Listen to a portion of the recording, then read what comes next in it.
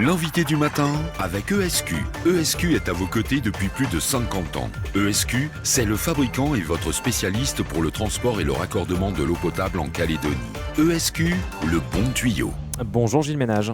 Bonjour Nicolas. Et ce matin, vous recevez le nouvel avocat général. Philippe Faisandier, bonjour. Bonjour Monsieur Ménage. Et merci d'avoir accepté notre invitation ce matin. Bienvenue d'abord sur l'antenne de Radio Rythme Bleu et en Nouvelle-Calédonie d'une manière générale.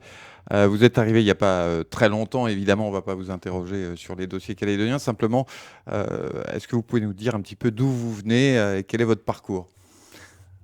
D'abord, je vous remercie de votre invitation. C'est l'occasion pour moi de faire connaissance avec un média, en tout cas néo-calédonien.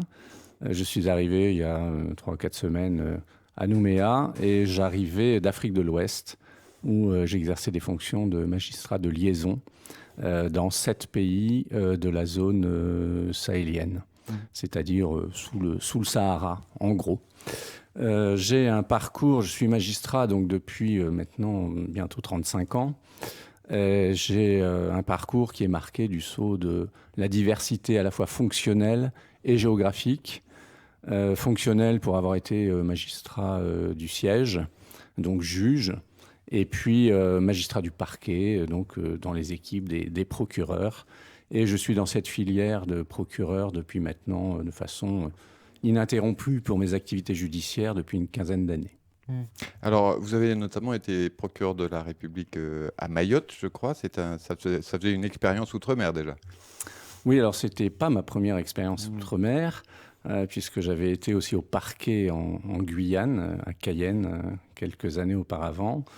Donc effectivement, Mayotte, qui était aussi un territoire assez particulier, notamment au moment où j'étais procureur dans cette juridiction de Mamoudzou, puisque c'était l'époque où Mayotte est devenu le 101e département français. Donc c'est un changement institutionnel qui a eu des effets extrêmement importants sur l'organisation judiciaire locale. Et donc vous arrivez ici en Nouvelle-Calédonie, qui est un territoire, vous le savez, j'imagine, tout à fait particulier au sein de la République. Voilà, alors il me reste encore beaucoup à découvrir, mais c'est un territoire qui, du point de vue institutionnel, est véritablement atypique, et même unique, je pense, dans le cadre de notre République. Il me reste à affiner mes connaissances de cette organisation institutionnelle. Alors vous avez, vous l'avez dit vous-même, une double expérience à la fois de magistrat du siège et de magistrat du parquet, c'est-à-dire de procureur et de juge. En quoi ça peut être un atout finalement ? C'est un atout en ce que ça permet d'abord de mieux comprendre les fonctions, la façon de raisonner, j'allais dire, et d'appréhender les problèmes de l'autre partie, c'est-à-dire du parquet lorsqu'on est juge, et puis des juges lorsqu'on est au parquet, de mieux comprendre les contraintes que chacun supporte.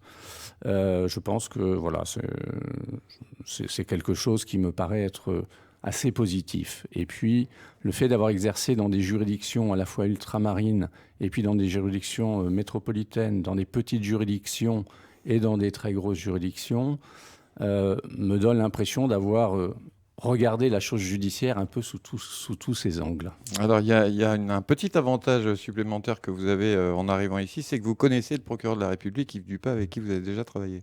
Voilà, nous avons travaillé à Mayotte précisément il y a une dizaine d'années sur des sujets qui étaient extrêmement intéressants aussi, puisqu'à l'époque, Yves Dupas avait été chargé de terminer le travail de révision de l'état civil de Mayotte, qui était un préalable notamment au transfert du casier judiciaire de Mayotte vers le casier judiciaire national. Ça avait été une très lourde opération, mais qui a été menée à bien grâce notamment au travail d'Yves Dupas. Et hasard des circonstances, il y a actuellement une réflexion qui est en cours et des travaux qui ont commencé pour transférer le casier judiciaire des juridictions calédoniennes vers le casier judiciaire national. Alors, nous en sommes au début, mais voilà, nous sommes encore dans un processus similaire. Alors, il y a eu, au cours de l'audience solennelle, plusieurs magistrats qui ont été installés. Vous n'étiez pas le seul, si j'ose dire. notamment une procureure adjointe, un substitut supplémentaire. Est-ce que ça veut dire que l'effectif du ressort calédonien a été renforcé particulièrement, ou est-ce que c'est général, c'est national? Les renforts d'effectifs à Nouméa ont commencé il y a déjà quelques années. On n'est bien évidemment jamais complètement satisfait. On en aimerait toujours plus. Mais enfin, il faut quand même saluer la tendance qui est positive. Je crois que le siège au niveau du tribunal de première instance reste encore dans l'attente d'un magistrat supplémentaire qui serait un premier vice-président.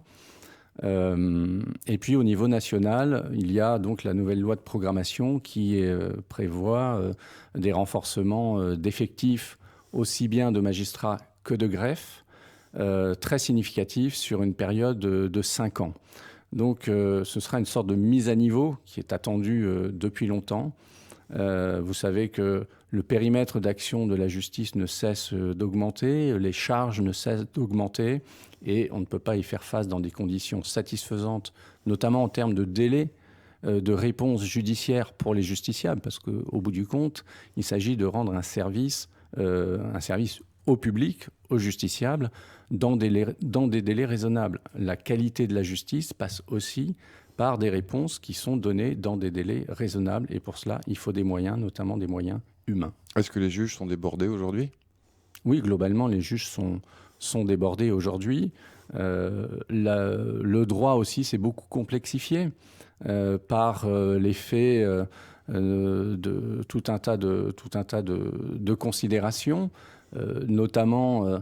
je pense à la QPC, la question prioritaire de constitutionnalité, qui vient parfois remettre en cause la constitutionnalité de dispositions que l'on pensait constitutionnelles dans un temps, mais le bloc de constitutionnalité ayant évolué depuis l'adoption de telle loi, par exemple, eh bien, telle disposition qui était constitutionnelle à un moment cesse de l'être. Donc, il y a une espèce d'incertitude qui plane au-dessus de la norme juridique aujourd'hui, du fait des influences qui s'exercent sur le droit, notamment les sources, par exemple, du droit européen ou du droit international, des conventions onusiennes, qui obligent à faire évoluer le droit interne en permanence, donc une insécurité juridique. Sans pour autant remettre en question, remettre en cause la qualité de la décision rendue.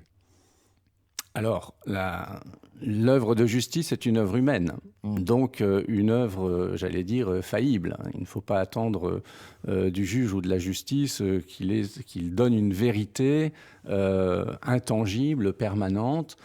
C'est une vérité judiciaire et du fait de ce caractère humain de cette activité, eh bien, il existe des voies de recours contre les décisions. C'est-à-dire qu'un juge est saisi en première instance. Les justiciables ont la possibilité de relever appel de la décision s'ils n'en sont pas satisfaits. Et après l'appel, il y a encore la possibilité de faire un pourvoi en cassation. Et même encore au-delà du pourvoi en cassation, il y a la possibilité de saisir, par exemple, la Cour européenne des droits de l'homme ou telle juridiction supranationale si on considère que la France n'a pas correctement jugé une affaire.